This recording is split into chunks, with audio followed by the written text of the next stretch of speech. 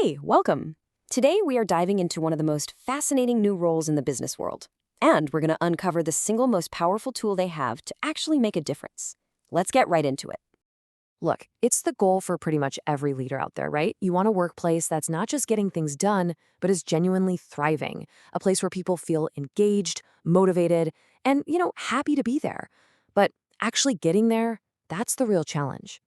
So to try and crack this code, a new kind of leadership role is starting to pop up more and more. You've probably heard of it, the Chief Happiness Officer, or CHO for short. So what is a CHO really?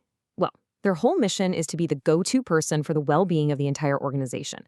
And no, they're not just planning the company picnic. They are literally the architects of an environment where people can thrive and grow, both as professionals and as people. This brings up a really interesting question. If your job is to create those conditions for happiness, what's your secret weapon? Is it some amazing wellness program, a brand new revolutionary company policy, or is it something else entirely? Well, the answer is surprisingly simple, but it's also incredibly powerful. It's not a program at all. It's a mindset. This single most effective tool in the CHO's toolkit is curiosity. That's the engine that makes everything else work. But let's be super clear here. When we talk about curiosity, we are not just talking about some fluffy, nice-to-have personality trait. We are talking about a core business strategy. And that's the key takeaway here. Curiosity is a strategic lever. For a chief happiness officer, or really for any leader, it is absolutely fundamental. It's the key to their own effectiveness and to building that healthy, resilient culture that everybody wants to be a part of. So let's break this down. What does a culture that's built on curiosity actually achieve? How does it manage to unlock the potential of not just the people, but the entire organization? Okay, so the benefits really boil down to two big areas. And the first one is the foundation for everything else. It's all about truly, deeply understanding your people. You see, a curious leader doesn't just take things at face value. They ask questions to figure out what the real climate is like in the company. They work to uncover those deep-seated needs and motivations that, let's be honest, almost never show up in an annual survey. And by always choosing questions over snap judgments, they build a workplace where people feel safe enough to actually talk openly. And that really gets to the heart of it, doesn't it? A curious leader listens, they observe, and they never, ever settle for the first answer they hear. They keep digging to find out what's genuinely working, and just as important, what's causing all that hidden frustration for the team.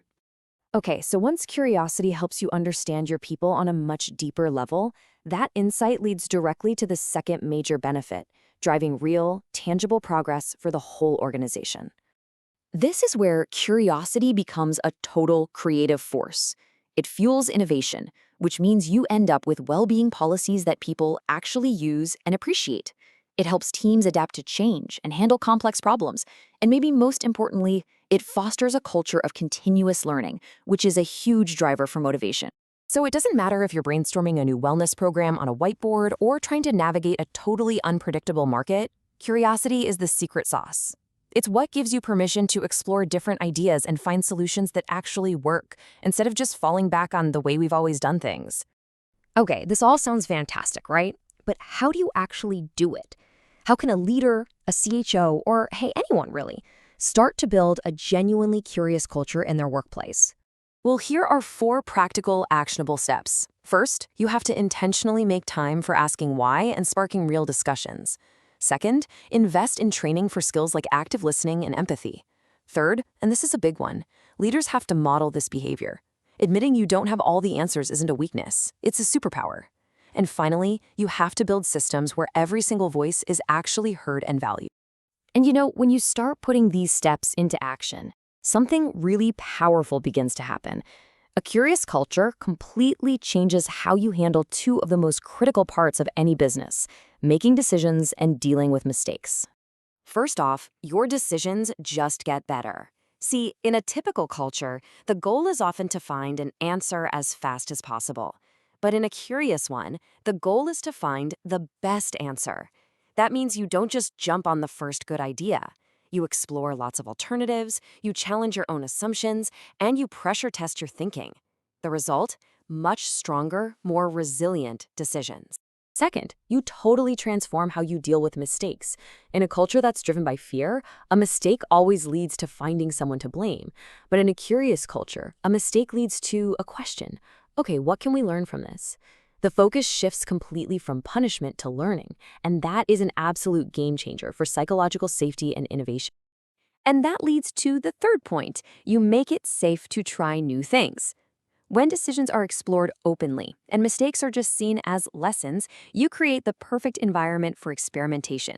You give your people permission to test ideas and build prototypes because they know the goal is to learn fast, not to be perfect on the first try. So, as we bring this all together, it becomes crystal clear that curiosity isn't just one piece of the puzzle for workplace happiness, it's the very heart of the entire strategy. This quote really says it all, doesn't it? Curiosity is the engine. It's what powers your ability to truly understand your organization, to design programs that actually help people, and to build a culture that doesn't just stand still, but evolves and gets stronger over time. And that brings us right back to where we started. If you really want a happy, engaged, and high-performing workplace, the path isn't just about adding more perks or benefits. The real, sustainable strategy is to build a culture of curiosity. That's what produces concrete, lasting results. So, I'll leave you with this to think about. This isn't about changing everything overnight. It's about starting small.